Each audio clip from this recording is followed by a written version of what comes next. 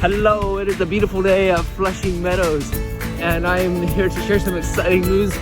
And also, I have a story. It is exceedingly dangerous to ride bicycles while taking your hands off the handlebars.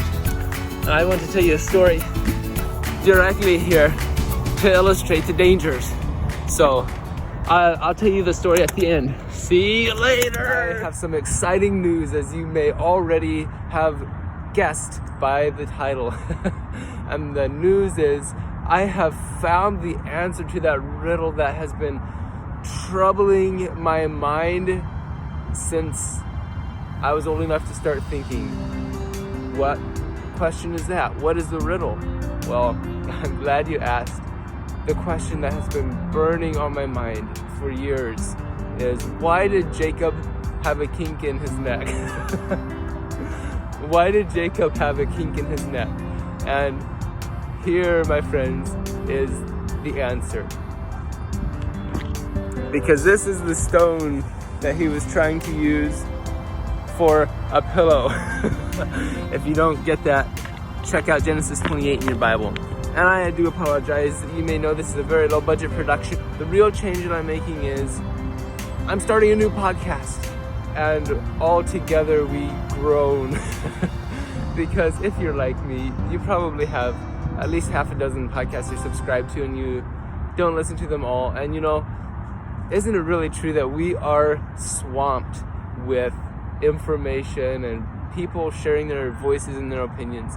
So I'm not starting a new podcast because I think I have a lot of amazing input, but I want to point people in my generation, and I want to point you to someone who can change you. You know, we don't need more information. Really, we don't need more information than the Bible.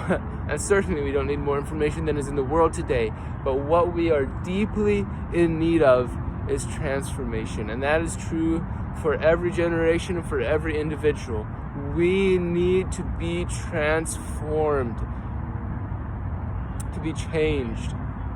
So the new podcast I'm starting, I'm going to try to keep each episode to 90 seconds, a minute and a half or less, because I know that you don't have all day to listen to me ramble. And you know, I believe that one of the biggest problems with communicators today is that we keep talking even after we've run out of things to say.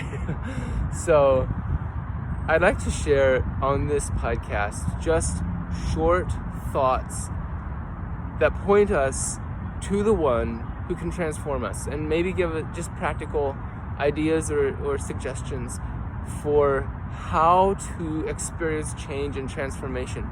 And kind of the theme verse, the prayer of my heart as I start this is found in 2 Corinthians 3:18.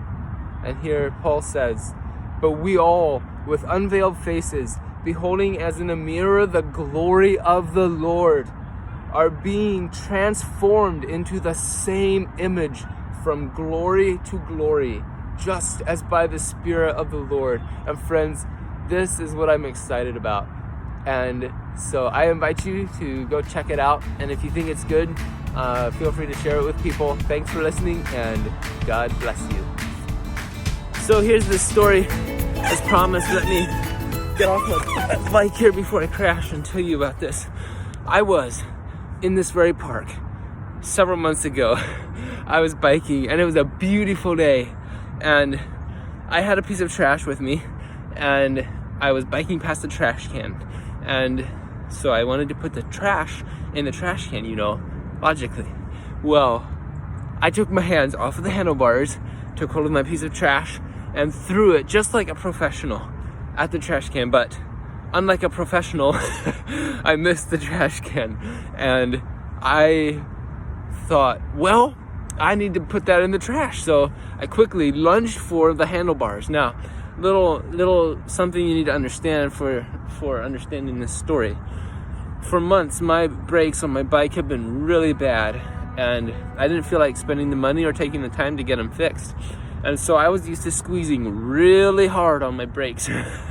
Well, on this particular day, I had gotten on my bike and realized my brakes really are bad. I need to get them changed before I get hurt. So I got my brakes changed, and oh man, all day my brakes were working so well. I barely had to touch them, stop immediately. Well, I forgot that my brakes worked so well.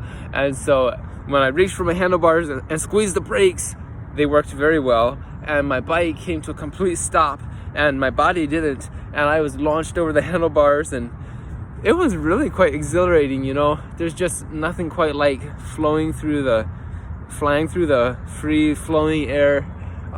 It's even more thrilling than flying commercially, which I love to do as well. But it was a lot of fun because I didn't really get hurt, and I got that cool sensation, but wouldn't recommend it. So there's your story.